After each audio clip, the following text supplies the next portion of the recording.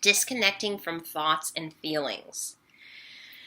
So, as you move forward in your healing journey slash spiritual awakening, you begin to see how you may have been trapped by, um, you know, thoughts and feelings that are coming from a place of being conditioned, a place of trauma, you know what I mean? A place of ego, right? So,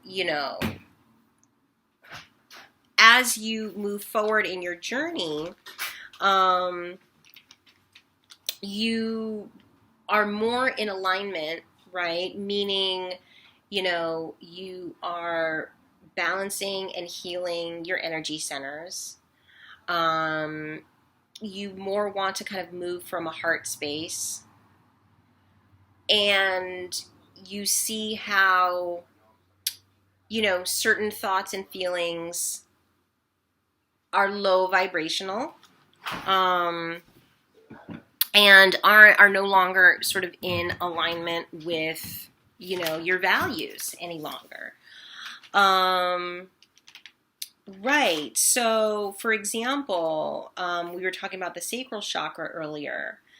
So this is where we might store, this is where your emotions, your ability to identify that you are a being, with a right to pleasure in all areas of your life.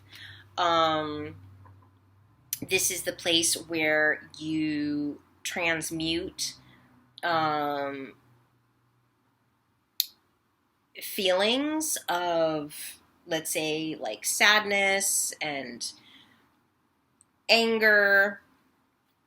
They're transmuted in the sacral. They need to be transmuted in the sacral chakra, and you transmute by healing, and you heal by, I can't tell you exactly how to do it for you, but so some of the things that you can do, like, is the shadow work, journaling about your experiences, meditating, um, doing like a full moon ritual to release certain emotions. Or, people might say like a cord cutting is good to do on a full moon. So if you want to cut a cord with somebody who kind of hurt you emotionally, a full moon is a good time to do that. Listening to healing frequencies, crystals, obviously, like a carnelian crystal, charging it, setting intentions, programming it, putting it on your sacral area, which is like right below the navel, and wearing orange. These are all different ways that you can work to heal the sacral chakra. Doing a visualization of meeting with your inner child, kind of going back to a time when your inner child needed comfort, and like, telling your inner child, like, it's okay, you're okay, I love you, you're valuable, you're valued, it's gonna be all right, right? Reassuring the inner child. These are all ways to kind of cleanse and purify your sacral chakra. Going into water, right? That's another way to cleanse. Like, so going into the ocean, right? Going into like a lake or a river and just in swimming, right? And offering the intention to let go and release, the fear, guilt, and shame, that you might be, that might be holding you back, that you might be holding on to. Yeah, so again, disconnecting from thoughts and feelings. So there's a YouTuber on here who said, Feelings are great teachers, poor masters. So feelings are there for a reason. Like, we have feelings because they guide us to maybe the right or wrong path. A lot of times our intuition or our spiritual gifts are in being able to feel. Okay, so again, you should know your human design, know if you have an activated solar plexus. If you do, that means that you are here on this earth to feel. Okay, that's part of your utility as a human. If you have an activated solar plexus, is to feel so that you can guide the collective to the right destination. Oh, this doesn't feel right.